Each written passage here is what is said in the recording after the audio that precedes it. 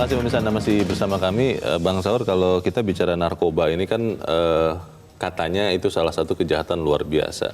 Kalau kita melihat penanganannya sebetulnya pernah ataupun sudah ditangani dengan luar biasa, tapi terus-terusan terjadi seperti yang tadi kata Bang Saur. Nah pertanyaannya, kalau begitu apakah memang kita harus berdamai, hidup bersama dengan penggunaan narkoba di negara ini, di bangsa ini, atau seperti apa sebetulnya Bang? Ya, kita kan tidak membuka pintu untuk berdamai. Tidak seperti Belanda. Ya. Belanda memang ada tempat ngopi yang isinya. Dan itu kan legal. Kan legal. Jadi dengan diatur dosis dan segala macam. Marihuana kalau tidak salah ya. Iya, jadi negara itu menganut paham itu. Kita kan tidak menganut itu. Jadi ada dua hal yang sebetulnya mesti dipisahkan. Pertama adalah pedagang, pemasok, penyalur, dan yang kedua adalah pemakai. Pemakai itu pasien. Orang sakit? Orang sakit. Karena itu dia tidak boleh masuk penjara.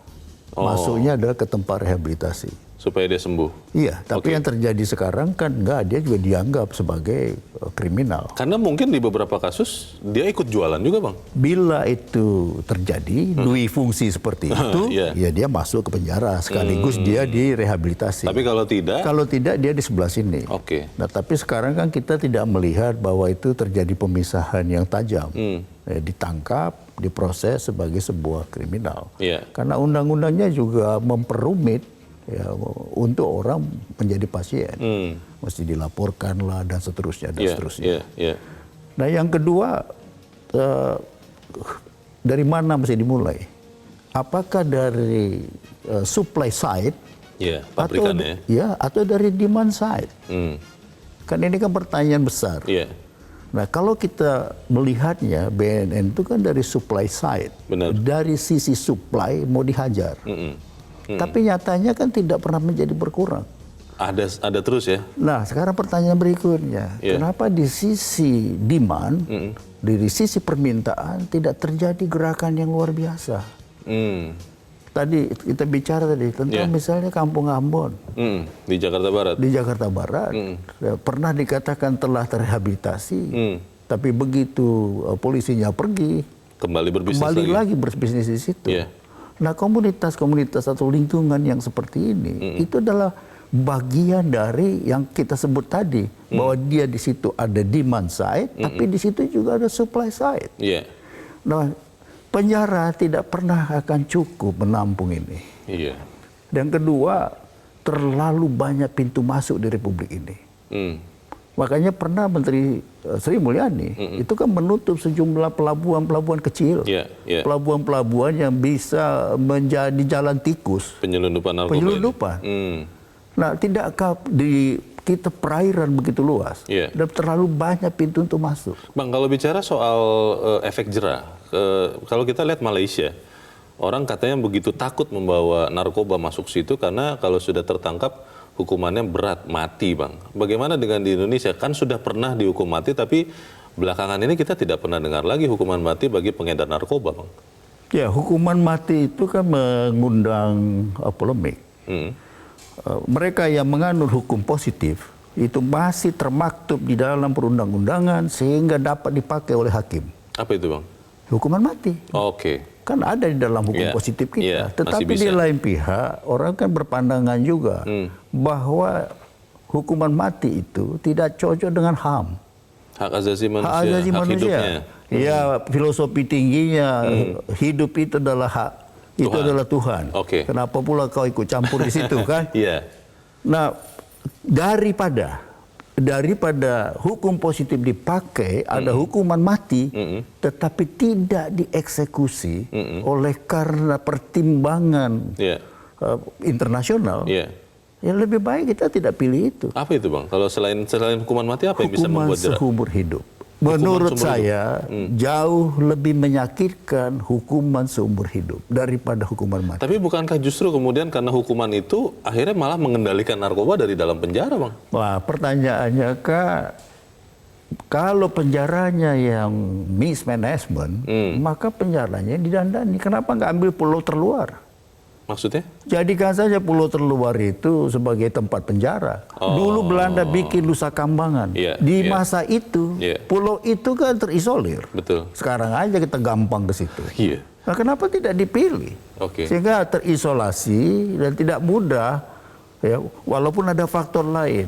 Sepanjang bisa disuap, ya, di pulau terluar pun bisa terjadi, tapi lebih kecil kemungkinannya. Iya, Bang. Pertanyaannya begini, Bang, apakah memang gerakan melawan narkoba ini cukup kita bebankan kepada BNN, polisi atau yang lain-lain?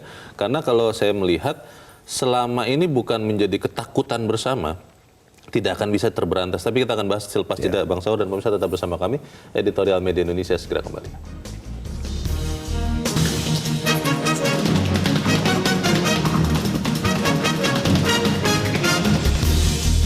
Terima kasih pemirsa, Anda masih bersama kami.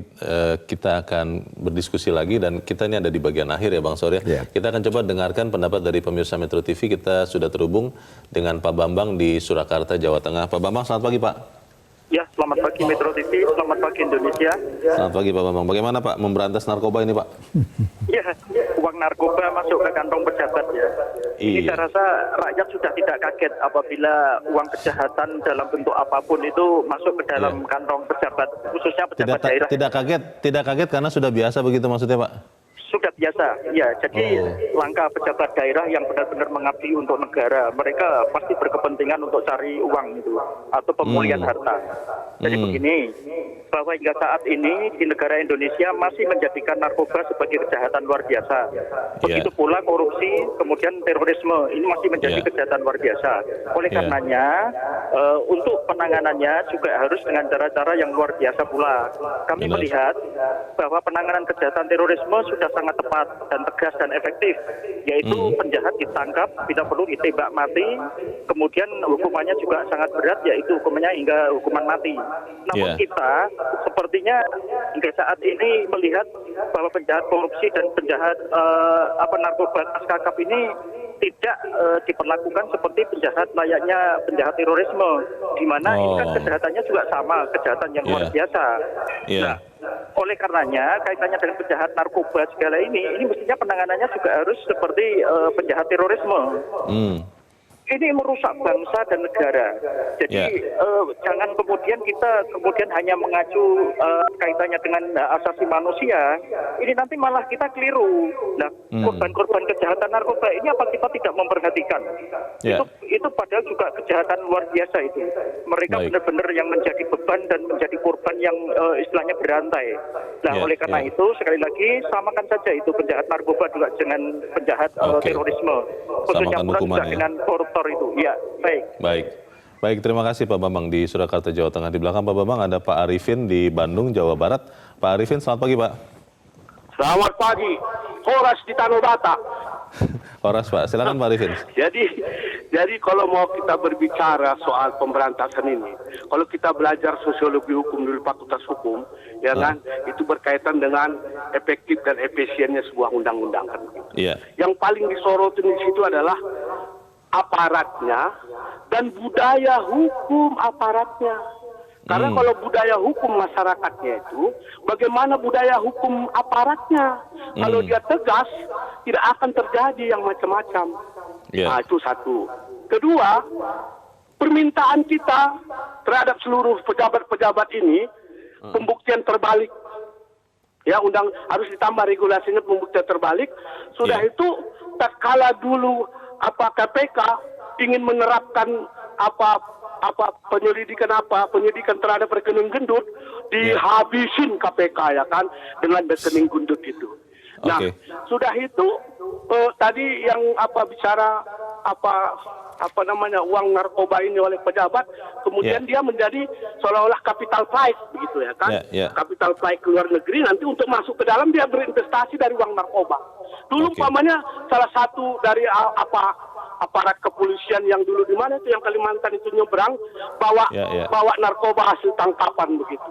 Nah, apakah itu sampai sekarang sudah bersih nggak begitu? Apa kira-kira solusi yang bisa efektif Pak untuk memberantas narkoba ini Pak? Kita kan nggak tahu ini. Nanti kalau kita saling bermedia sosial, kita ini sudah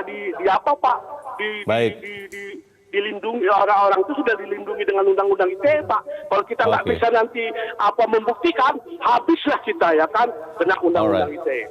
Baik, terima kasih Pak Arifin di Bandung, Jawa Barat untuk elaborasinya. Terima kasih, selamat pagi. Pertanyaan itu juga tadi pertanyaan yang sama, Bang Saur. Tadi Pak Bambang mengatakan harusnya penjatuhan hukuman atau penjeraan kepada pelanggar kasus narkoba ini ya sama dengan kasus teroris kalau memang benar-benar sama-sama dibilang kejahatan luar biasa. Itu bagaimana, Bang? Ya, jadi pandangan kejahatan luar biasa lalu dihukum dengan luar biasa, yaitu hukuman mati, itu pandangan yang hidup. Seperti juga sebaliknya muncul pandangan mengenai HAM. Nah, tinggal kita memilih kan. Yang mana ya? Nah, pertanyaannya, sekali kita pilih menegakkannya dengan hukuman luar biasa itu, diputuskan oleh Mahkamah Agung, lalu tidak diberi pengampunan oleh Presiden, ya dieksekusi, jangan ragu-ragu lagi. Oh, sekarang ini masih banyak ya yang iya, yang karena kan memang ada tekanan secara opini internasional. Negara yang menerapkan hukuman mati itu adalah makin minoritas di dunia ini. Kan di situ. Tapi itu tidak berarti bahwa kita tidak berani mengambil pilihan. Kalau memang itu adalah pilihan kita. Yang disepakati. Jadi konsisten saja dengan pilihan hukuman positif itu. Atau pindahkan dia kalau hukuman positifnya tidak berubah, tergantung kepada kearifan Presiden. Saban kali ada orang dihukum mati lalu meminta pengampunan kepada Presiden, ya Presiden kabulkan hukuman seumur hidup. Jadi hukum positifnya tetap berjalan, di lain pihak adalah hak prerogatif Presiden berjalan. Kalau kembali ke judul editorial ini, Bang, uang narkoba masuk kantong pejabat, tadi Bang Saur juga sudah mengatakan ya sudah ditangkap pejabatnya, ya umumkan ataupun ditangkap, itu bagaimana, Bang? Iya, jadi selalu bersumber dari penjara. Itu kan satu hal. Siapa itu pejabatnya? Kenapa nggak rame-rame itu diselesaikan? Iya kan? Yang kedua, pejabat mana lagi sebetulnya yang mendapat disebut oleh BNN pejabat daerah? Siapa itu? Kenapa masih berbunyi pejabat daerah mendapatkan aliran dana itu? Bukan namanya disebut, ditangkap. Ya sudah tangkap, diproses. Ya jadi berhentilah dia sebagai sebuah wacana bahwa itu mengalir ke kantong pejabat. Makanya sekarang BNN memerintis dengan PPATK. Itu kan salah satu contoh. Betul. Iya kan? Ya bagus, tapi nunggu itu kan masih terlalu lama. Ada yang mengatakan begini, Bang Saur, kekurang seriusan, kekurang tegasan kita, mungkin karena sebagian besar dari kita, terutama para pemimpin, para pejabat, itu belum merasakan, semoga tidak ya, belum merasakan keluarganya, temannya menjadi korban dari narkoba ini. Kemudian mereka merasa berjarak begitu dengan masalah ini. Itu bagaimana, Bang? Ya kalau kita secara personal mengalami derita itu, baru kita mengambil kebijakan publik sebagai pemimpin publik, ya kiamatlah dunia ini. Harusnya tidak begitu ya? Kan itu kan urusan satu, urusan empati. Kedua kan urusan pengetahuan. Dan ketiga kan urusan perbandingan dengan negara lain. Ya negara tetangga terdekat itu misalnya Singapura, nggak ada pintu masuk. Jadi sebetulnya tidak perlu harus mengalami sendiri secara pribadi begitu ya? Ya masa kita ngalamin dulu ditangkap polisi baru kita mau menegakkan aturan. Kan? Jadi ini urusan besar narkoba ini, karena kita adalah negara konsumen terbesar. Ya dengan penduduk yang sebanyak ini, kita ini adalah memang sasaran dari demand side. Dan ekonomi sedang bertumbuh ya? Ekonomi sedang bertumbuh dan ini uang sangat besar narkoba ini. Jadi masuk akal kalau terjadi pencucian uang melalui narkoba. Harus Presiden langsung ambil alih kendali atau seperti apa, Bang? Ya kalau luar biasa itu memang harus Presiden. Kan pertanyaannya sekarang Presiden mesti berbuat apa? Ya kan? Tidakkah sudah terlalu banyak lembaga yang bisa menanganinya? Nah sekarang pertanyaan yang serius kan bahwa tidak dapat dikendalikan, dikontrol karena terlalu padat penghuni sel penjara. 3 sampai 4 kali lipat dari daya tampung. Berlebihan. Ya sudah beresin saja dulu penjaranya. Ya tadi bikin dulu pulau terluar itu khusus pulau hukuman narkoba. Begitu banyak ide, begitu banyak usulan, yang penting adalah eksekusinya ya, Bang? Eksekusi lebih cepat, lebih baik. Lebih cepat, lebih baik? Iya, karena narkoba itu kecepatannya tinggi sekali. supaya kita tidak harus mengalami secara pribadi baru bergerak melawannya. Iya. Semoga itu yang terjadi ya Bang Saur Huta Barat. Terima kasih Bang sudah hadir di sini. Selamat pagi. Selamat pagi. Pemirsa, garis tegas untuk memotong lingkaran setan peredaran narkoba harus dibuat di satu titik. Kalau sanksi hukuman mati tidak lagi bisa diandalkan, penegakan hukum di lingkungan penjara harus digalakkan, terlebih terhadap petugas yang menyeleweng. Pencucian uang hasil bisnis narkoba yang mengalir jauh sampai luar negeri, bahkan masuk kantong pejabat daerah harus diusut tuntas. Dengan begitu baru ada harapan perang melawan narkoba akan sampai pada kemenangan. Ini tugas bersama kita. Saya Gana Samosir, terima kasih Anda sudah menyaksikan. Selamat pagi.